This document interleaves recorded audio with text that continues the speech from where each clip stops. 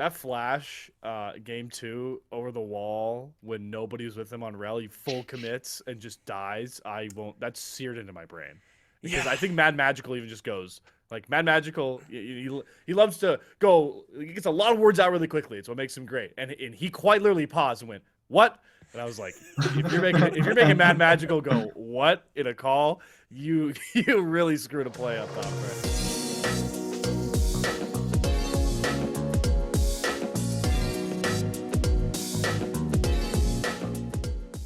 Hello, everybody, and welcome to the Salt Mine. It is Season 2, Episode 8.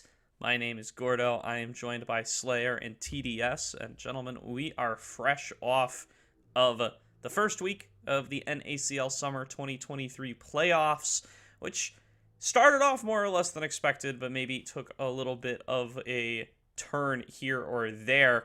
Also, fresh off the back of what was a incredibly long all pro series, as Slayer's dog's gonna join him here too. Welcome Yes, my to the dog. pod, bro.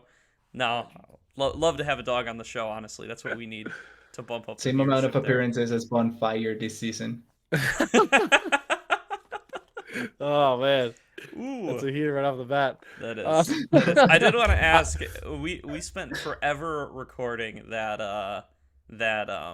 All Stars episode. It was great. How are we feeling on our All Star rankings one week after, with having played a couple of playoff series? Do we have any massive regrets? Do we? I'm winning. You, I feel like I'm winning. you're winning. It's not a contest. I feel TD. yeah. I feel like I'm winning. I regarded so highly so many members of DSG, and seeing them essentially being the in the upper bracket finals kind of feels like a good take that they were really good. It's just that it's still trying to get there to a certain point, and they were able to deliver really, really well. Also, number one and number two mid laner on the upper bracket finals for me as well. Uh, I think it's a good showing. I feel like I did something similar in the previous split with mid laners. Like I called the number one and number two mid laners as well in the previous split, but I'm not 100% sure. Like I was sure it was Insanity. Insanity was there, and then I think I couldn't include Diplex because of the MNS thing. But I think it was close to that. So yeah, I'm happy that it's going like this.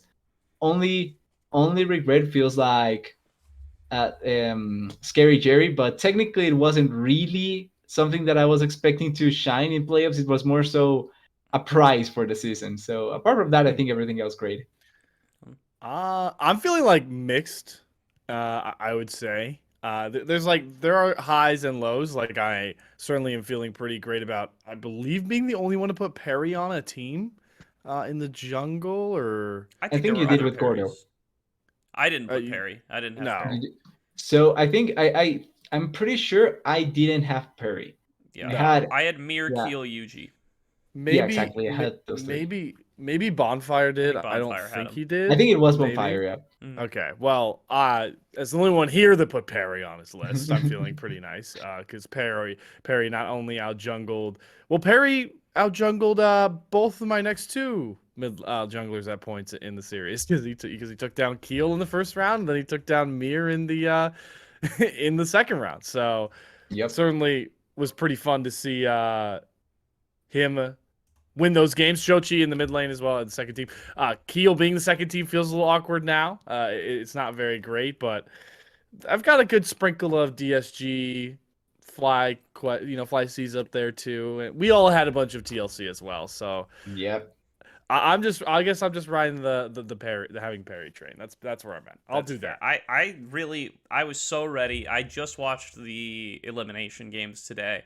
But coming into today, I was very ready to come in here and talk some smack and say, hey, we all just watched my first place top laner play your guys' first place top laner and put him in the dumpster and get let down by his team 2 games in a row.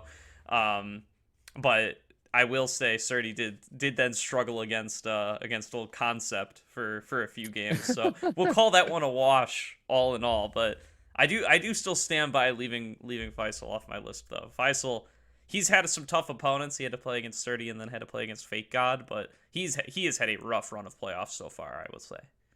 Yeah, that one definitely hurts on my list for sure. My number one delivered, so I'm going to still stand there. Fagod performing like I was expecting, so all good there. I also kind of did, what is it called, the propaganda for our show over at Kobe's stream with the Southline promoting Surdy as number one top laner, mainly Gordo. So all good over on that side as Let's well. go. Let's go. And I do want to say I'm not gonna dox my man too bad here, but Grapes did DM me to tell me that take was based. So just saying, it's not exclusively opinion here. Even it's an unpopular opinion within the show, but if you broaden your horizons a little bit to other NACL content, it's not so unpopular of an Well, opinion. I do want to sit here not because it's starting to come off like I was a Surdy hater. I definitely was a big fan when he got brought in. I just wasn't going to give an award Hey, I'm gonna just when he cut to played. Slayer, the clip from the beginning of the last show where he just comes I back. mean, I know That's stupid. That's stupid. because he didn't play the full season. That's why I Oh, later said I still am a fan of Surdy and thought he was an upgrade. And here's where you flash back to me saying that when they added him to the roster earlier in the season. So, but no, yeah, cash it on the take, Gordo. Yeah, You no, are a genius. I The just thing wanted to is, talk. I just wanted to refresh that debate a little bit in everyone's that minds. take that As take though looks so based if TLC loses against EGC. If oh yeah, they I by mean some miracle lose to EGC, I think that take begins looking so based. it would, but I will never bet on that. I'm not gonna put my name on that garbage. Not on this show. Not on any show. So with that, let's get into the playoff recap. Let's recap for a couple of minutes, and we'll get into predictions. And that's probably gonna be our whole episode. I don't know. It might be a little shorter one here, not to jinx anything. Um, go over the first round incredibly quickly. It occurs exactly as drawn up. TL beats Maryville, Fear beats Wildcard, Fly beats EG, DSG beats AoE. All of them in 2-0 fashion. High seeds beat low seeds. Not really too much crazy here. Anything you guys would want to highlight? I think the only match that we really had any kind of discussion about in this one was Fear versus Wildcard. Or Wildcard does not show up in the way we might have wanted. I think Fear also, like, Fear 2-0ing TL later on in the bracket kind of softened that blow retroactively a little bit. Like Fear, ever since they all got together over in Ohio, they look sick. They look like they have really leveled up together. So I can cope for Wildcard a bit there. And then they play Maryville, and I can't cope anymore. But yeah, definitely was not the close neck and neck series that we talked about potentially happening. Yeah, it was. I was just really a big fan of the macro because that was like the macro display series. If I'm not wrong, I think 18 minutes into game one there were 4 kills, and then game two had a lot. I'm pretty sure a lot less kills. Unless I'm wrong, I'm thinking Fear TLC. I might be switching the series. Kind of think it is Fear TLC. Okay, well, going to I'm see. starting to get my games jumbled. It was Yeah, 15, correct 10. me if Yeah, I'm it was wrong. like 25 to 30 kills in both games. They were both like 30-minute games. It was like, I don't know, So- pretty standard. I think a lot of those games did blow up. I think early games they were both kind of slow. I was just proud of Fear's macro across the entire playoffs was pretty impressive. I think specifically, I guess if I'm gonna go the first round, wildcard Fear. I think Philip stepped up really big. Zamuda was the hyped up top laner by a lot of people coming into the split. He was also on this show. If we're gonna get specific, Zamudo did get put on some lists, and Philip wasn't considered for anybody's list. So he definitely showed out on, I believe, double Renekton duty against Zamudo's Poppy. So I was a big fan of that. I think the big star, though, for Cincinnati Fear, the slept-on player that has actually been a really good catalyst has been JJ. I think JJ has been a star in these playoffs. Yeah, for sure. I think the big takeaway from that match in particular, and we'll get more into this when we talk about the lower bracket too, is that Keel and Donbray just still look like they are on completely different pages. They are like not being able to gel at all, and it's weird because it hasn't always been this way. I feel like they were a lot more in sync for the first few weeks of the split, and then I don't know, somewhere around like week 5-ish, it feels like they really stopped being able to sync up together, and now they are not on the same page at all. and Donbray's page is like upside down. He's like Yeah, written dude. backwards. Donbray's plays are just like objectively That bad, on top of not being synced up with Keel's. that flash, game 2 over the wall when nobody was with him on rel, he full commits and just dies. I won't. That's seared into my brain because Yeah. I think Mad Magical even just goes like Mad Magical. He loves to go. He gets a lot of words out really quickly. It's what makes him great. And he quite literally paused and went, "What?" And I was like, if you're making Mad Magical go what in a call, you really screwed a play up, Tom Brady.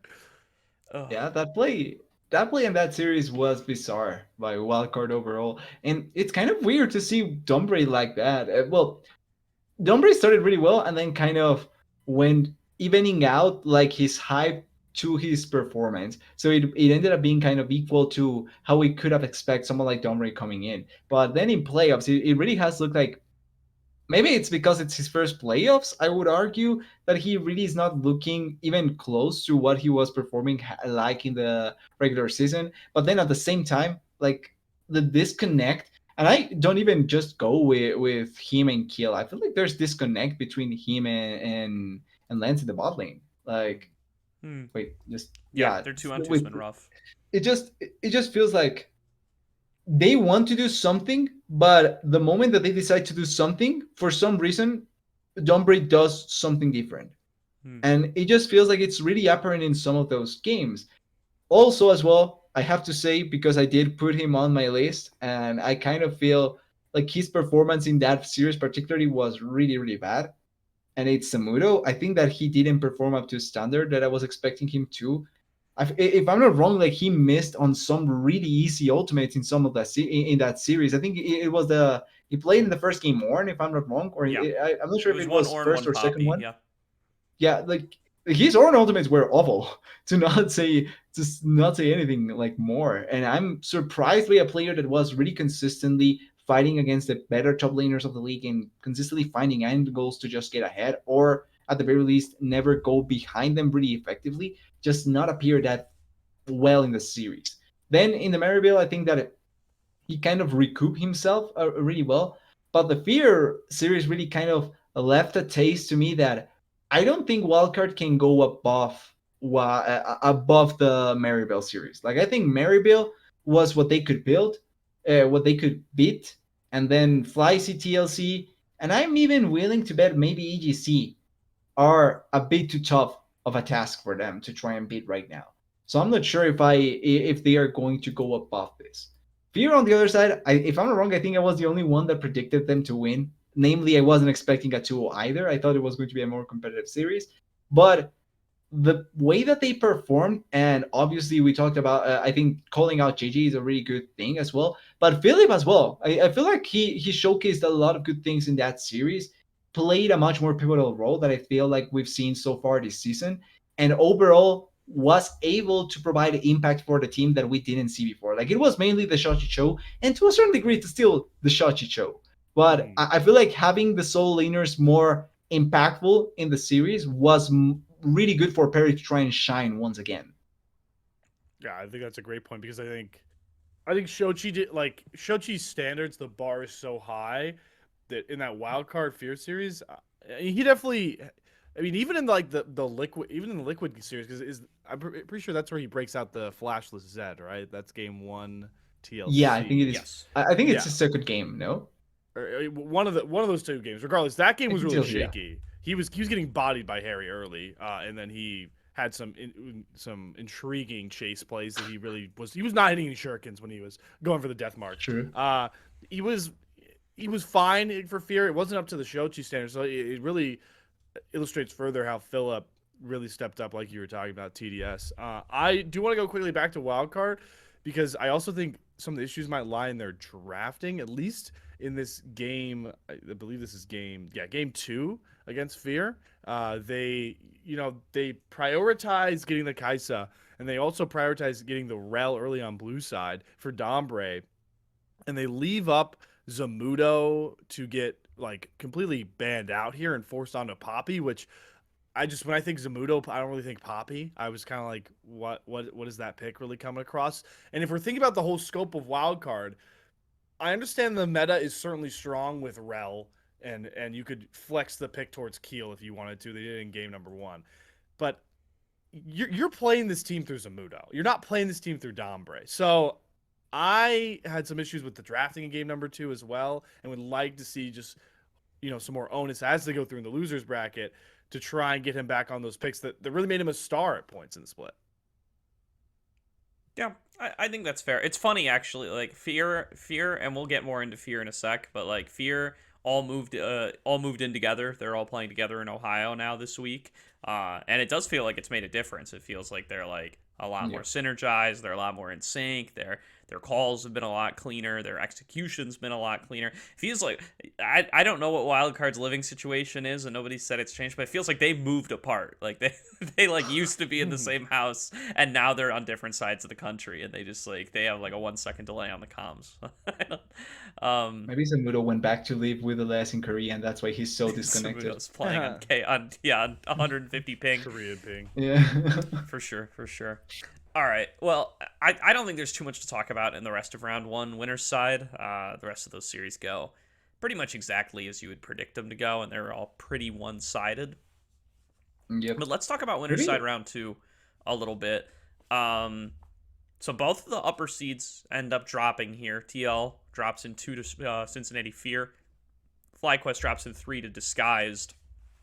Are we raising alarms on either of our top 2 seeds here? I think I'd like to talk about both series a little bit more in depth. But I just kind of want to hear high level. Like, are you guys... Is the whole league backwards now? Are TL and FlyQuest bad, in your view? I'll just say quickly, I'm raising more of the red flag on TL than I am on Fly. I agree. Yeah. I think the Fly EC series was more so an showing that DSG was not put up to the standard that I think it should be put. Like, because of how rocky their season was, I think that we kind of downplayed DSG a bit more than maybe they should have been. And in comparison, that's why it feels like even though they lost, like it's not that bad, because it was against a team that just off of name value and off the way that they played after the AOE series, I think that they were deserved of more praise, and that's why they are now in the grand finals. But the TLC one is the one that I'm worried. Not only because they got outplayed to a certain degree by Fear, but I think that there were individual mistakes by players that are kind of surprising to see. Like, in all honesty, I think that was one of the worst series by Harry after coming down from the LCS, which is surprising because Harry was performing really well. But that series overall, and even though the set game wasn't the massive performance by Shochi like we were talking about, I didn't feel like Harry was part of that game as much either. So that's kind of worrying for me, because that's technically the second mid laner. So at the very least, you can argue, okay, you can work around that. But then I look at the other series, there are potential like adversaries that are going to come through if they win against AGC are Flycy with the Spyrax. And I think Spyrax played really, really well against Young. Like, I was really impressed with the Spyrax series over in the Flycy DSG. So now I'm kind of guessing, is the Spyrax going to be a tough match for Harry as well if he performs like he did against Shochi, Shochi over on the upper bracket? And that's kind of scary to think.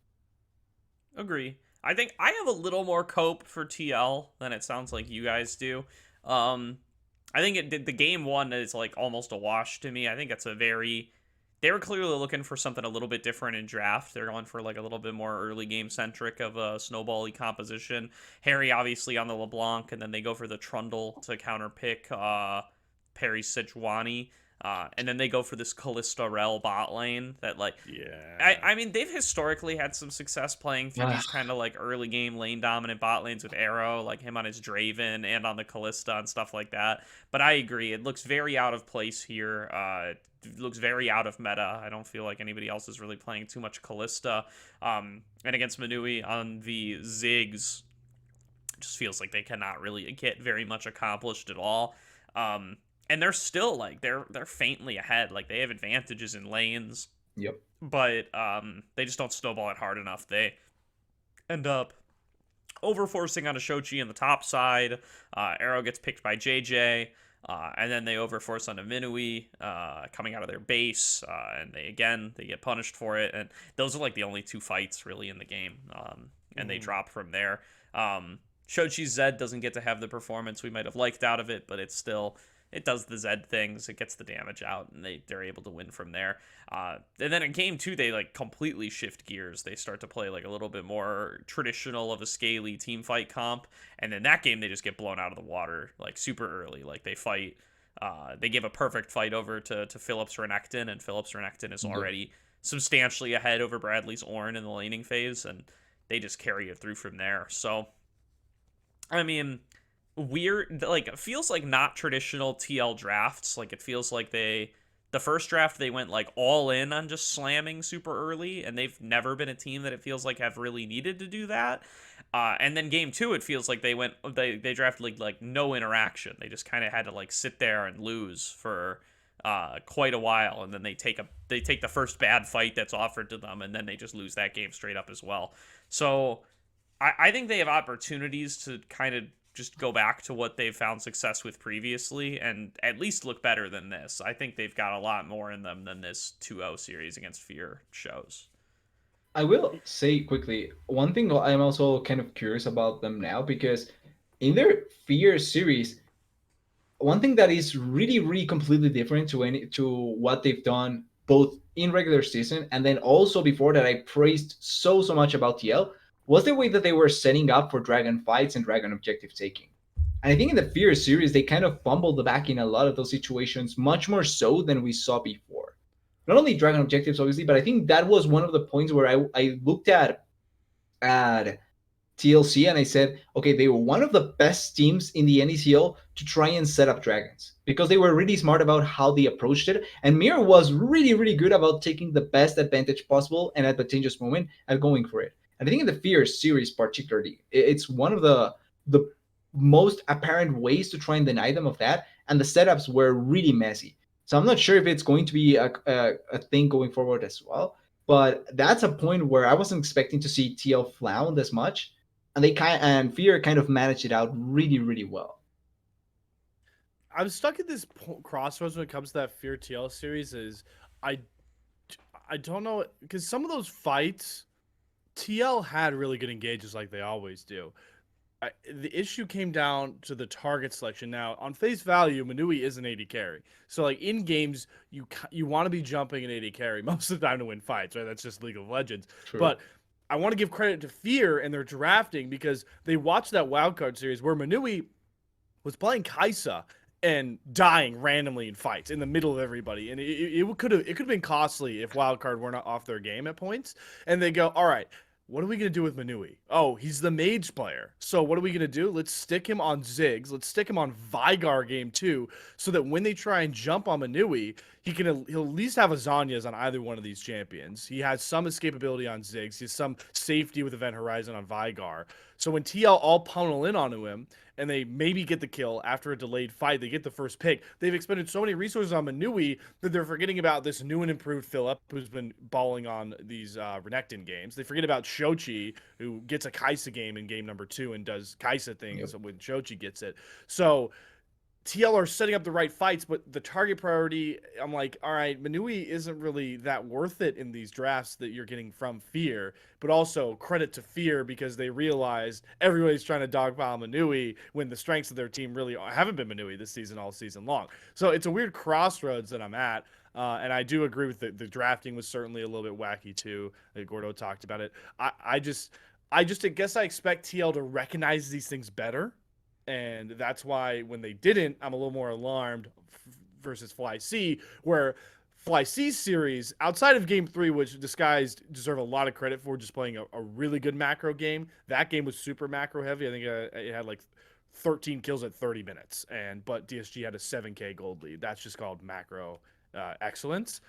The other 2 games were banger games that went 35-minute plus. And if one fight goes a little bit differently, if one of those DSG aces goes a little bit differently in one of those games, Fly probably come out with them. So, and it's against, like TDS said, a roster that has 3 defending champions on it versus Fear, who's a completely different ballpark. So that's kind of where I'm at with the entirety of the winners bracket. I kind of jumbled my whole phrase up into one big thing after you guys covered both of them. So that's essentially where the whole I'm more red flag on TLs versus Fly lands. Yeah, I kind of. Oh, just quickly to add on the point of Slayer, I really like the thing with Minui going onto those carries also, because one particular thing about mages is that as long as you get your combo out, it doesn't really matter if you're dead. So the thing is, Minui, as long as you just get ulti, Q, and W out with either Six or Vigar, that's it. You can die happily. Like you already kind of did your job. So it really doesn't matter that much. And I think that that's a smart adaptation as well. Apart from the fact that they're top laner and mid laner can play AD bruisers or AD champions, and that kind of makes the flexibility of the team comes much better compared to other teams. Yeah, I do want to give Manui that shout out. I worry about what it means for him like as a prospect, because it feels like it's not the kind of 80 carry you probably want to like recruit as a rookie in a vacuum. But I do think like the fact it works so well for this team, right? Especially for Shochi, that he's willing to Yeah. play these bot lane mages. Like the fact that he'll play, the Seraphine is still permabanned because he's still the Seraphine guy, but then like the Ziggs and now the Vigar, and he played the Karthus a little bit earlier this season. I think the fact that he's willing to go for all of those, he's got a deep enough pool of AP bot laners that you can't really deny his ability to at least go for one of them. And that just opens up Shochi to go for all these crazy AD picks. He can play his Yones, he can play his Zeds.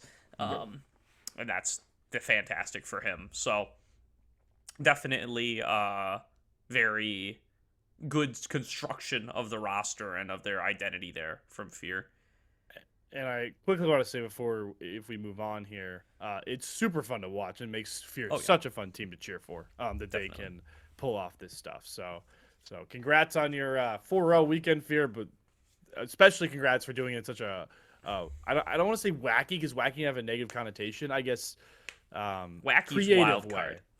Yeah, wacky's wild card. Yeah. Creative way to get to that 4-0. Fear is creative. Wild card is wacky. Yes. That's Some of those TL drafts, wacky, not creative. fair. On the DSG FlyQuest, I agree. Like this is the closest series of the week. Surprise, surprise. I mean, not a hard take to have when it's the only series that goes to 3 games. But it's very interesting to me how all of these games kind of play out the exact same way. Like FlyQuest gets an early lead in all 3 games, Yep. and DSG fights back in all 3 games. And it just turns out, FlyQuest are able to turn it back once in that game number 2, where they find a couple of good fights coming into Disguised's base. They managed to zone out Meech. They managed to prevent Young's Akali from getting on to Masu, and they can win that way. But other than that, it feels like DSG are really able to out-execute in a lot of these team fights, and you do kind of just have to give it up to TDS a little bit there. Like they really do execute individually in these team fights, like at such a crazy high level. And it feels like that's the whole difference up against Fly Challengers. And even when they're not playing that bad, right? Like I think Yuji has some great executions in fights. I think Masu, Spyrax, I think they all have quite good fights, but like they're just the slightest bit outclassed, it feels like, in some of these team fights up against DSG. And it makes me really excited to see some kind of best of 5 between these two teams, because all of these games were close. All of these games could have gone either way. And I don't think it's as cut and dry as Fear and TL were, where like DSG was just the better team on the day. I think it could very much have gone either way on the day. I think you could make it like you could just sum it up into, I think that Fly C is the better team before 20 minutes, and post 20 minutes it was more decisive by DSG. Because one thing that I really loved about the series from the perspective of watching it from Fly C's side, Yuji's movements were so good. Like I think Yuji was out in that regard in the early parts. I think he was outclassing and outdoing Tomio in a lot of what he was looking for. Namely, I do think that they had the advantage in bot lane, and that kind of gives you a nice enough room to wiggle around with just having that soul control. And then if the 2 lanes, one of the 2 gives you that priority, you kind of have enough room to do whatever you want as Yuri. But that being said, I think that he run around Tomio really, really well early on, and that just enabled the early leads for them. And I think it was the third, or well, they actually kind of got leads for Masu in almost every game. But in the third game, it was looking like Masu was just going to be able to destroy everyone. I think he was 4-1 on Asaya at that point. And the way that DSG kind of handled that to try and just maneuver around, just want to try and confirm. Okay, no, it was DSG having the Saya on the third game. Then it was the second one. In the second game, when they had the Saya, 4-1 is enough to try and put Masu in a spot where he can try and carry. So I think when you have that sort of advantage for your bot lane, it just enables you to do whatever you want, especially if it's Masu, the kind of hyper carry prospect that you want. But in the third game, even they still had an advantage for bot lane, and Masu was performing really well on the Kai'Sa. I think it was Kai'Sa that time around. Just confirming it. Yeah, on the Kai'Sa.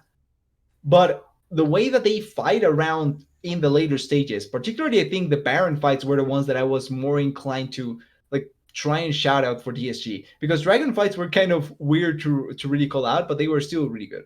But the Baron fights, I feel like those were really smartly played by DSG, and the objective was almost always covered in a way that they had not only access towards the important champions from Fly C, but also that they could start fights in a way that they would be beneficiated almost every time. And I think that's really good call out for Cecil and also for Tomio in how they were setting up for those fights for the team. Love a Zazel call out. I want to carry on that point because if I'm going to give out a metaphorical rose to both of the teams for reaching that upper bracket final, Fear, I would give it, I already said JJ because I think he had a phenomenal series. I think it's interesting because after last week, Meech in a lot of those games against Masu was phenomenal in those fights. There were multiple fights on the Kai'Sa, and I believe he switched to the Zai as well. That they were just trading those 280 carries, where he was so close to dying, but he was playing such well spacing, especially around those Baron fights, which is also hats off to Zazel. But I got to give him a lot of credit because you said it. He came out of lane behind every single time, but he was able to. He wasn't coming out of lane like with deaths. It was like farm disadvantages. You're gonna expect that against Masu and win some unless they slip up. And he was playing fights super, super well. That was the Meech that got people like us, people like Gordo hyped up before. Like, feels like a long time ago that he Mirage could Esports Electronique beat.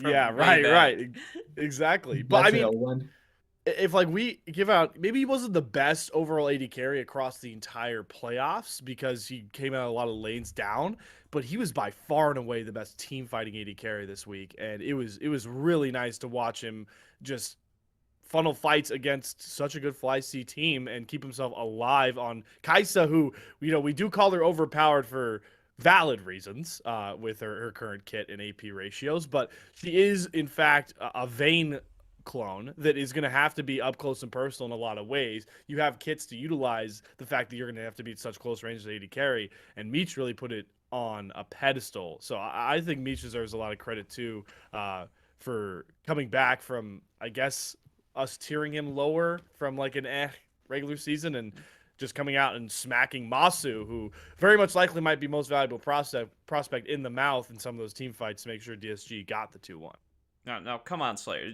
Kai'Sa is not a Vayne clone, all right? Vayne does not have a 2-screen long AP. Okay. Okay. I meant to say on that a 2-second cooldown.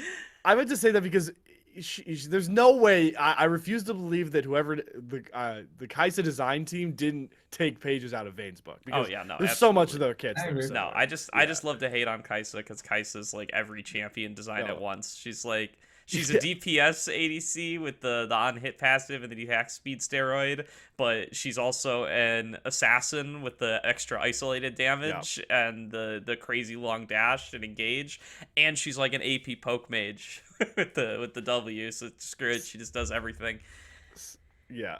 I quickly, the funny moment to bring that up, the funniest moment of that series was when they finally gave Masu Kai'Sa, and he's just sitting in the base firing a Kathy and Rain at at Meech, and they just have 3 members of DSG just stand in front of stand in front of Meech as he's recalling, and it's like, this is the Kaisa moment. It's like, Riot, look at this moment. This is why you need to nerf this champion. They have to block for Kaisa W's on an AD carry.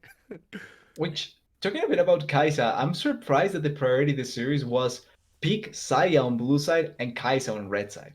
Like, Oh. usually it's Kaisa blue side, Saya red side. But in this series, the priority almost always went for the Saya on that side. And Kaisa, I think Kaisa didn't win a single game this series, if I'm not wrong. Yeah, they won every game that won. Bait Oh, no, pick. actually, DSG did win Bait the red pick, side one. weak champion. Yeah. Yeah, but then after that, they lost both games on the Kaisa, which I find kind of interesting. Not necessarily because it's bad, but to try and at the very least put the issue on the ways to try and deny the Kaisa. And the two most important picks for that, I think, in the current meta, or at the very least, the top in my priority that I would pick 100% of the time against Kaisa, Maokai. Because the only way to try and really lock her down and not let her escape is the point and click CC that the Maokai has, plus the ultimate value. Like, those are the ways to try and do it. And I think, if I'm not wrong, looking at the stats again, Maokai won each of the games this series. Like, he had true 100% win rate. True. I'm also a fan of I'm a fan of that's the way to beat her no matter what she has available. I want to see more teams just prioritize bullying Kaisa earlier in the game because that's when she's going to be weakest. You take Hail of Blades for a couple of bottom lane exchanges, but you don't have evolved anything. Maybe I want to see more Tristana lanes get picked because Tristana just dookies on Kaisa early. Like it gets level 2. Kaisa is shorter range than Tristana is, and you can just jump in for the slow and get the reset. Like, I know Tristana mid's very fun, but somebody just play an aggro bottom lane with Tristana and pick Tristana against Kaisa. I guarantee you that Kaisa will at least take 30 minutes to get to the overpowered form instead of 20. I don't know, Slayer. I saw today a Tristana bot lane and she got destroyed by BLG, so I'm not sure if I'm going to follow you on Well, okay, well, that's All a whole right. other region. Let's get But into. I do agree. I like the flexibility potential if you play it well enough. Yeah. The caveat: play to the Tristana bot lane if you're going to play Tristana bot lane. That's it. Well, with that said, let's talk about losers bracket real quick. I'm gonna kind of end up saying the same thing here, and then this is gonna be my segue into when we get into next round predictions. Wildcard and EG each 2-0 their respective opponents. Neither inspire much confidence in me. Maryville, especially, I think, they had one foot out the door already, right? I think, Yep. We talked about this before already. I think if AoE doesn't have to sub in Acadian for that one series, that Maryville might not even be here. So with that said, they get 2-0 by Wildcard. It is not as good of a look from Wildcard as I would hope. All of my complaints from the upper bracket are still very present and with far fewer excuses because they are now playing against Maryville. Yeah, I mean, especially bot lane. Like, Scary Jerry, he earns his second All-Pro keep for TDS there as he is just crushing Lens and Donbray down there. And that is... Oof, that's quite unfortunate in my opinion. That's really not inspiring the kind of confidence. Like, I really would like to say that this team is like a dark horse for me, and that I believe they can step up and play very well up against their upcoming opponents in Fly Challengers and move on further than that. I'd like to say that. I can't say that.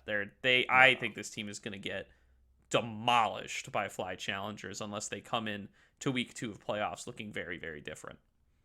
Remember, one of my issues or one of the things that I kind of maybe doubt or maybe question DSG going against FlyC was their bot lane performance. If I had a doubt with DSG between bot lanes, I'm not going to even have a slight bit of hope for wildcard between bot lanes. Like, it's Masu. I just have full expectation that Masu is going to destroy wildcard's bot lane that heavily that I don't even think I need to see the other lanes to really know how it's going to end, because I just think Masu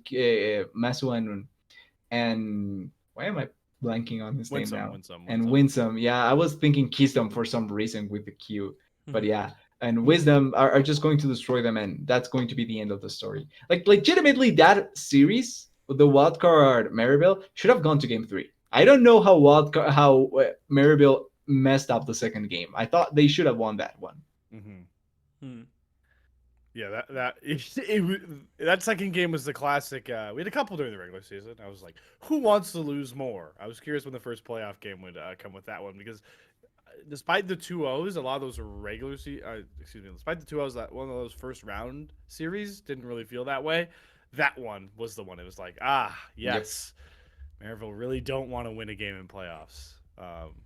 The series that I was a lot more disappointed in. I thought AOE would put up a little bit more of a fight. I can't believe that I'm sitting here saying that Concept looked like he won the most to beat EG challengers out of everybody on AOE. Yeah. But that's quite literally what happened, and I'm just kind of baffled that is the reality we're living in right now. Yeah, the really tough thing about that for me is it's like I don't even know what advice to give now because my advice coming out of last week was like, well, look, Concept's the worst top laner in the league in basically every metric. Maybe give old Quacker a ring. Maybe look around at what other up and coming top laners there are. There's plenty around. Who knows where Jenkins is gonna be. Darshan is still out there. He's boot camping in Korea. There's a lot of top laners in the sea. There's a lot of fish in this pond, and Concept doesn't have to be the one you go with. But again, yeah, he looks like their best player here, and it's like it's so hard to try to make a determination about what AOE's takeaways from this series should be. A very rough look for them.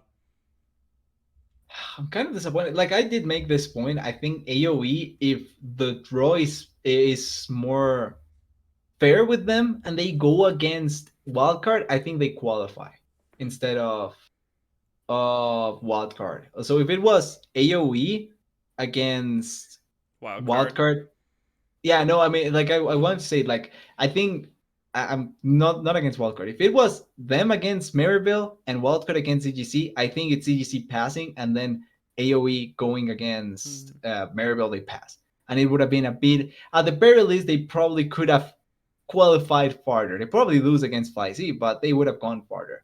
But they had to go against EGC, and EGC has been on the up and up since before. So I think that EGC kind of was on the lower side without really needing to. Well, I'm not sure how to say this. Like I don't mean that they were on the like lower bracket because, but more so that any opponent that it's not their top sided opponent was going to be better for them comparatively. I think that's... So anyone that faces EGC below, I would say third place, I think it's doable for EGC actually. And that's why I think that AOE kind of had the tough luck on that one. I think that's fair. I don't know. I kind of come out of this EGC AOE series feeling very similarly to how I do coming out of Maryville Wildcard. Like EGC, I guess game 2 was kind of like a macro level stomp, but game 1 is like... I think they had a chance in the first one. It's just that they were like... The Baron was to me the most baffling play because it feels like there was just... let's go in and see what happens. Like that was the most like clear attempt at trying to throw a dart somewhere and see where it goes. Yeah. Like that's the most clear example of that. And then the second game, it was just, no, we're like, we just get out. That's it. There's nothing more to do here. That's the second game. But in the first game, I think they had a chance. It's just that they didn't know how to handle it. Yeah, I just come out like, I don't know, especially like I'm saying in that, like you said, in that first game, it's like AOE actually built up a pretty sizable lead. Like they just Will's Lee Sin gets a lot done. Then Breezy's Rel is unlocked to go around the map and make a lot of plays. They just kind of end up throwing it back. Armeo makes a lot of big plays on the Nocturne and turns that one around. But yeah, I mean, very messy stuff from EGC. Really don't like to see Surdy struggling top lane against a player like Concept. I feel like that's the place that EGC want to be their strong point. I don't think Bot looks particularly great in this series either. I am fully out on Ryoma at this point. So now I'm like watching EGC Yeah. come into this TLC series, and I'm like, oh wow, I have lost faith in all of our lanes. So I'm not going to be predicting a lot of success against Team Liquid challengers. But King and Smoothie Gordo. But Yeah, King I and, don't. yeah, I mean King and Smoothie just nearly lost to Lynx and Breezy, who I know I just called out last week as actually being a very good bot lane. But Yep. Yeah, you did. You did call them, and I quote, the best bottom lane out of the early game because they are a playing very an good early advantage. game bottom lane. But it's Yep. like I don't know. I feel like King and Smoothie have not had a very good early bot lane as a duo, anyways, against anybody. They're not where I'm really putting my faith up against Arrow and Kim Down, who, by the way, are my joint third team bot lane. Yeah, I love it. Was funny. Each of you forgot. Not only a support for a second, you had a brain fart on a support, but you both forgot a support that has played on LCS stages. Yep. It's funny. It was just a brain fart, but I pick up on small. Here things they like are. that. Here been Smoothie so long. remains. Smoothie remains. Yeah, I remember when Smoothie felt like the next like great Cloud9 support. That was a long time ago, It was man. a very long. I They've remember it. been winning with and without him, so it's not like he was Yeah. that needed. Yeah, but I just remember like because he came in and he was playing with Sneaky's last couple years, and Sneaky looked like kind of a little bit of old, and I Until remember people being Zazel. like, Yeah. Yeah, until wasn't he Zazel. replaced by Cecil? I Yep. think He was, it but there was was a point. There was a point where people were Zazel- like, "Smoothie's the next one," and then hasn't Cloud9 kind of have the next one technically? Like just off topic, but they had Cecil after that Vulcan and then Sven. Like we can take away Sven, but Cecil and Vulcan, the next like big thing supports have been have passed through And Cloud9. Winsome, man. You're forgetting Winsome. He played well. He actually played a split. I was going to say 4 games, but yeah, he did play a split. support factory Cloud9, kind of. True. All right. Well, let's get into. We got like 15ish minutes left. Let's get into our predictions for next week. As if you don't know, the playoff format, they're ripping through this thing. This is going to be done in like 3 weeks. Yep. So we are going to play out the whole rest of the bracket, sans grand finals, this coming week. And then we're going to play grand finals the next week. So we're going to have one more episode before we get on to grand finals. So we'll have plenty of time there. But let's talk about what we expect to see this next week. Let's kick things off with the winner's side final. It's going to be Fear up against DSG. How are we feeling about this one? I've made some statements about Fear versus DSG before, but I want to hear what you guys have to say. I already have my prediction. All right, throw it out, TDS. Throw it out. Yeah, I made it before already. Like DSG Grand Finals. True. I'm on the DSG hype train. Technically, I think they are going to win the series. I already call them the winners overall, but just immediately in the series, they are going to win. I would say 3-1. I think Fear wins the first one, and after that, DSG just wins the next 3 pretty effectively. Like I think mechanically they have probably better players, not in each lane, but in the head-to-head, I would favor DSG over the side of Fear, just of the players. And I think that we cannot overstate the value of having Fake God, Tomio, and Cecil there.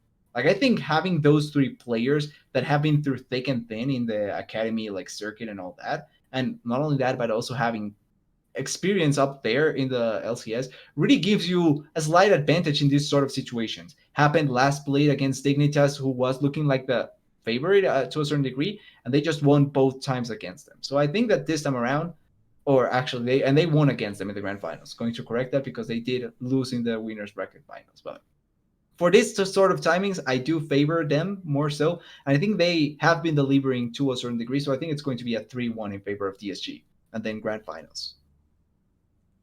I'll back. I think we're all gonna back in DSG here. I'll go 3-1 as well with TDS here. I would not be shocked with a 5-game series. The way Fear has shown that their congealed house situation has brought on a lot better communication and better macro. it comes down to me the fact, yeah, kind of what TDS was saying is the pedigree, but also just like the lanes. I don't think Phillips gonna be able to get away with the Renekton games he had against Fake God. I don't see it happening. I think now that Meech is looking a lot better besides Zazel, he'll be able to bring over some things as well. And Shochi, the jungle matchup is gonna be the one to watch because I think the gripes I've had with Tomio at points is that he can be a little too passive in the early game stages sometimes, and I think Perry could punish it because he's on a bit of a tear.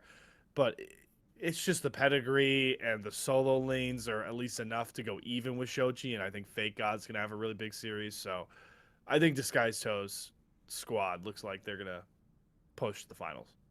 Also, quickly, just to mention with the mid lane matchup, we have both Shochi and Young that do like counter picking mid laners. Like Shochi can go for any AD mid laners, and Young has shown that he can go for the Aurelias, the Yones, even brought out the Aurelia. So I'm really excited to see who gets red side and who goes for the counter picks in these matchups. I agree. Like it might be a red side, might be like a red side prioritized matchup. Like both teams might end up picking red side. I do feel like Young feels like he's fully leaned into like he's NA leader now, baby. He just plays like Akali and Irelia every single time it's up, and Silas. He's kind of always been that guy, but throughout a lot of this season, right, he's been playing a lot of Ari. Been playing a fair bit of Azir, so it feels like it kind of went to the wayside a little bit. He still played plenty of Akali, still played plenty of Silas, but now that it's in playoffs, he's like not gotten off the like assassin-y picks. So I've been liking it so far. I wonder how it's going to work up against Shochi, but we'll have to see. I'm also on 3-1 Disguised, not to copy everybody else here, but I've brought up before, I feel like DSG versus Fear is like a really big mismatch for Fear in particular. I think it's a stylistic issue. Like Fear has always been the team that just takes every single fight. They're very skirmish heavy. They want to really fight for every objective. They don't really do a lot of trading. They don't really do a lot of like macro rotations and stuff. They usually want to fight whatever's in front of them. And I feel like DSG is like the team that just executes on that stuff the best, right? Like this is the team that we just watched come back from a deficit up against Fly Challengers 3 games in a row, pretty much just out of fighting. They have got just such individually talented players that I feel like they're the team that's probably best equipped to handle that kind of onslaught out of Fear. So yeah, I'm gonna be favoring DSG as well. I thought that might be like a little bit of a hot take. I figured there'd be somebody believing in Fear here, but nah, it seems like we're all on the DSG train, even with Fear having not lost a game in playoffs yet. I love Chochi, but I'll always stay true to that Zazel back. Yeah, like the sad part with me for that is that I already kind of put myself in the hole where I already predicted DSG, and I think DSG was going to win anyway, but I already predicted DSG to go all the way to the grand finals. And then I cannot even back Fear after that because I already also predicted who's going to the grand finals against DSG and losing. So it's already kind of set. Fair enough. So let's get into losers bracket then a little bit. So Fly Challengers versus Wildcard, TL Challengers versus the Evil Geniuses.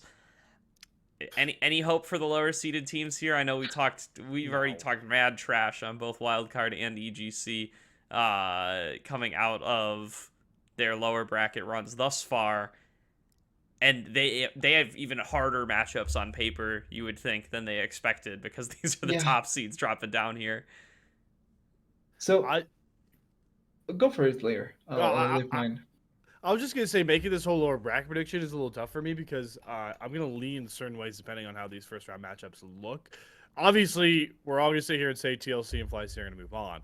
However, the way TL looked in these last couple series, I really they need to show me the TL that we were hailing as the team that is everyone needs to be worried about. The team that could clinch playoffs 2 split week regular season weeks out from or clinch the number 1 seed 2 weeks out from playoffs. Like it's been a shaky look, and if I were a betting man, which I am in a lot of instances, I would rather bet EG Challengers to take a game off of TLC than wildcard and take a game off Fly C, just based off everything I've seen. And if that's the case, if this series goes 3, if TLC still look like they're limping, they're still doing questionable drafts, it's going to lead me to feel like Fly C is a shoe-in to take on Disguised. But if TLC just stomp EGC, we're in for the best series of the playoffs so far with that lower bracket best of 5 grand finals, because then I really don't know how to feel about that one. Slayer kind of stole my hot take there with the EGC thing. I think it's going to be 2-0 for Flies. He really, Yeah, you just I'm watch out it on wild clean. card. As much as I'm a fan, I just don't. Quickly. Doesn't look like they have it together right now. Yeah, no, we should. They can play it off stream if they want to, and just tell us the results if they really want to. Okay, maybe that was a bit too harsh. Sorry for that, wildcard. I like your players, but it's just not looking that great. But on the other side, I think it's going to be a 2-1 for TLC. I think they lose the first game against EGC, and then they end up winning the series. Just kind of similar to what will happen or what I expect to happen with the ESG. And then I think, well, I already kind of called, like I said, I called Flycy to get to the grand finals against DSG. And I think they are going to win against TLC. And I think it's going to be a 3-0, if I'm honest. Like, wow. I think if we, even if TLC stomps Flycy, I just think, or stomps Flycy, AGC, I just think Flycy right now gives me much more expectation to be the better team. And the ceiling that I see from them feels a little bit better than the ceiling from TLC. So I think that they should be able, if they win against Wildcard, and they can, and I think they are going to 3-0 TLC, and then just win against Sphere as well. I think that's fair. Okay. Yeah, I don't know. I have even less faith in EGC than you guys do, I think. I like, don't get me wrong, like, TLC look worse, I think, than they were previously. But A, I believe in their ability to bounce back. But B, even if I didn't, even if I thought they were going to show up to this EG match in the same form that they should against Fear, EG is not Fear. I don't think I don't think they're going to be able to stand up to this TLC roster. I think it's going to be a pretty easy win for TL. I'd be very surprised to see an Evil Geniuses win come out of this. And then with that said, right, so we then have, that would be a Fly Challengers versus TL Challengers round 3 matchup in the losers bracket. Yep. I agree. That could be a real banger series. I would predict FlyQuest to win it. And if TL do not get it back together, then I agree it could be a 3-0. Wow. I hope for like a 3-2. I hope for like at least a 3-1. I think I would be picking FlyQuest though at this stage. I don't know. They looked really good against DSG. I think people are gonna like act like they got upset and then and therefore like rate them lower than they did up against than they did coming in. But I don't know. I actually think they looked very good against DSG, and I would predict them to take it against TL. Well, I think it's near impossible to 3-0. I think TLC is too good of a team to lose on a sweep. I'll say that. But I definitely am leaning very heavily towards Fly C. I'm just setting up to give myself an out if the upset happens. I'm leaving a caveat. Sue me. I will say I would love to see TLC 3-2. I think the only way TLC wins is 5 games. I'll say that right now. But if they smack EG the way that I know they can, playing through Mir as much as possible, I think they have a shot against Fly C. But at the end of the day, I will go with Fly C 3-1 and set up, I believe, TDS and my own grand finals. I thought I said DSG Fly. Or I might have said Fly TLC, though. I honestly can't remember right now. I can't either, but I do know, if we're all agreeing that it's probably Fly over TL, then that would set us up for a Fly versus Fear round 4. That would be our losers final to decide who joins DSG in the grand final. I'm skipping a series. I already said Fly 1. What Fly wins. Well, so Fly Fear, that's kind of sick, actually, if that's what ends up happening, because Fly Fear was that 5-game banger from the spring bracket that ended up with a 3-2 win for Fear that brought Fear up to play against TL Challengers in that losers semifinal. Yeah, Yeah. because then the losers finals was TLC against C9C. Yeah. So that's a banger rematch, especially because FlyQuest have flexed their muscles and their superior resources to trade top laners with Yep. FlyQuest since Yeah, that series true. happened. So that would be a real cool grudge match to actually see as our losers final. That'd be a super fun narrative that I would really love to see. So hopefully it comes to pass. Who would we take in that one? I think I already went Flyzy. yeah, I'm I think going. Fly I'm can going turn it around. Flyseed. I think I would take Oh, by FlyQuest the way, 3-2. yeah. By the way, I 3-2. didn't give the score. I Flyzy 3-0 as well. I think they 3-0 both. Yeah, oh, you think they just I guess what would it be? You think they 8-0 dog walk from lower bracket to Yeah, grand finals? I think the only team they can win, they can lose against is DSG, like Wow. legitimately. Wow. Okay. Like because I was going to follow on what Slayer was saying with like TLC thing. I don't think even if they are in form, I would even bet in for like TLC playing normally, Flycy 3-0s them. That's how Wow. confident I am in Flycy right now, honestly. What I a do fall think from like grace. this is a different Fly C than like early season Fly C. I do that Yeah. like I've been banging this drum, and again this drum means something for me because it's not a drum that I owned before. But it's Spyrax, man. He's really come alive in Yeah. the back half round robin, and Yeah. he's still looking in that form. I think his Yone was very very good. In his matchups this past week. I think he looked very good against DSG. I think he was able to challenge Young. I think he even beat Young in some lanes. Yeah, Spyrax is like I actually think like really really leveled up lately. And if he maintains this form, I do think he's very dangerous up against Harry. Yeah, I'm just excited to watch the lower bracket. I think they're. I guess I'm a little more giving a little more credence to the teams that I think will take on Fly C. I still think they'll win, but I think there'll be a couple of banger series. Especially excited to watch Faisal Phillip. Fair enough. Yeah, that's the grudge match that I really want to see. So hopefully it comes to pass. Hopefully I get to tweet about it a little bit before it happens, as we are really racing through these playoffs, so we're not going to have time to do more episodes. Yep. So I think that's going to do it for this week, though. Also, Go ahead, I was TDS. just going to ask because like thinking about it, since they're rushing with the playoffs, is it maybe because of the international event that they were talking about? I don't think that's going to happen until next season. Uh, Maybe it happens in the off season, which I think would be cool. I think it's just to set up with enough time for promotion tournament before Could be as well, yeah. international play comes around. Yeah, I think they just want to. I think they want to just get promotions done before it gets to be World season. Okay, Yeah. okay. Yeah, I was thinking because of the way that they were kind of rushing it, maybe they just wanted to bring it up after, like maybe after the grand finals or during the grand finals, the potential of That it would be being sick. like the thing. It would be great if it comes through, but like you're pointing out, maybe it's more so because of the relegation. Yeah. Yeah, maybe that too. And then I don't know. Does Valorant have any events in the studio? That would be the other thing. Is it Don't I ask- think they are. I think they are Don't ask finishing me. right now the Ascent? the Because what's they it have called? because they're finishing their international, but then they have like Ascension, the tournament to become one of the new teams rotating into the league. I don't Yeah, know if so the that gets played in relegation as well, studio. right? What was that? Yeah, it could be as well. Like the Yeah, if that's like relegation played for in them. studio, then that might be how. Because this is the whole reason we're playing finals on a Wednesday, so that it doesn't interrupt LCS playoffs. So it's like, Yep. Yeah, you know, it's all beggars wacky. can't be choosers. At least it's in person.